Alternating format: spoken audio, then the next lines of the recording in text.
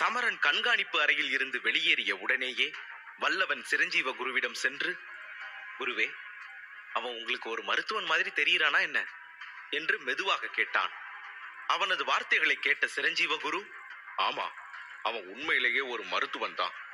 அவன் பொய் எதுவும் சொல்லலங்கிறத அவனோட குரல்ல தெரிஞ்ச நம்பிக்கையில இருந்து என்னால தெளிவா உணர முடிச்சுது என்று உடனடியாக பதிலளித்தார். குரு வல்லவனிடம் நெருங்கி வந்து மெதுவாக, நீ அவனுக்கு ஏதாவது செய்யணும்.